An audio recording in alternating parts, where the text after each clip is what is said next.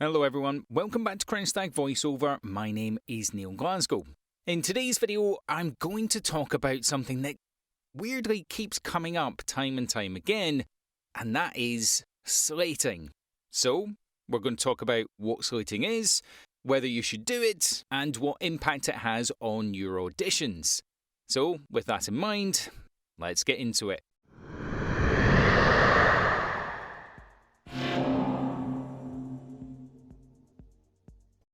So I've had this question, do you know, I can't even tell you how many times. Should I slate my auditions? The internet is riddled with blog posts and comment pieces and Reddit posts, and even on, the Discord channel, someone did mention, should I do a video on slating? So, hi, this is this video. So if you're new into this and you don't know what slating is, it's essentially just an industry term for introducing yourself. So you might say, or I might say, Neil Glasgow auditioning for Aristocrat 3 takes, something to that effect. I might put in what agency potentially I'm working with. I might put in maybe the equipment I'm using, something along those lines. But essentially, the whole point of a slate is to give the casting team an idea of who you are, what you're auditioning for, and where you're coming from, or what you're using to record. That's kind of it. That's slating in a weird, lumpy nutshell. Now, it comes up a lot, should I slate? Now, back in the day, you used to slate pretty much everything. It was kind of one of those adopted pieces from live auditions or video recorded auditions. And if you do an on-camera audition, chances are you probably will slate still. But from anyone who came from theatre or went for acting auditions, you would essentially stand up and you would say your name, what you're auditioning for, and again, where you were coming from. And that helped some of the casting directors, to just remember who you are, gave them a little bit of personality, I suppose, that comes through from the actor that's not them acting. And I suppose if you've got a slightly difficult name, it helps them pronounce. That's, again, kind of it. Now, notice that I'm not talking a lot about the voiceover element of this, and there's a very particular reason for that.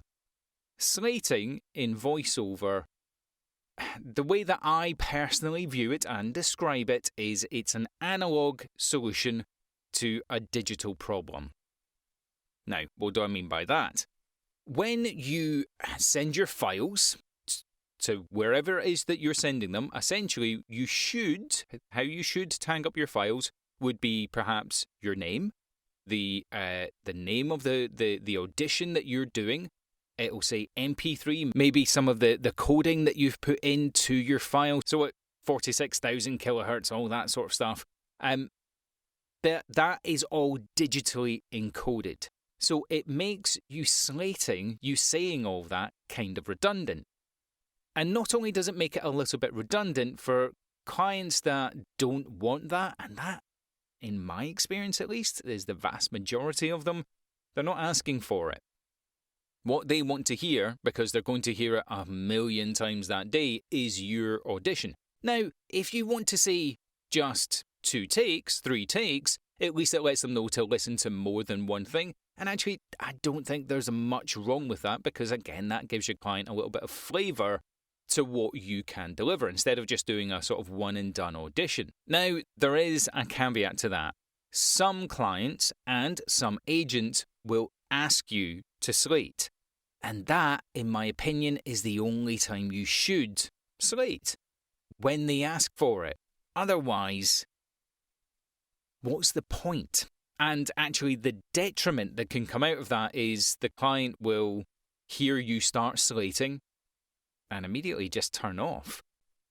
It sounds a bit crappy, but I have known that to happen. I've spoken with people in the industry and they're like, yeah, well, didn't ask for it, don't have time for it, moving on. So the question, the very short video this might be, is should you slate? Only if asked for. And what should you slate? Specifically, what they have asked for. That's it. That is this week's tip. Slating in a nutshell. If you like the video, like and subscribe, hit that notification bell, jump on the Discord channel, and if you have any other things that you'd like me to answer, again, send me a message in the comment or again on the chat. And remember, don't slate unless you're asked to, and you can be a voiceover artist. I'll see you in the next video.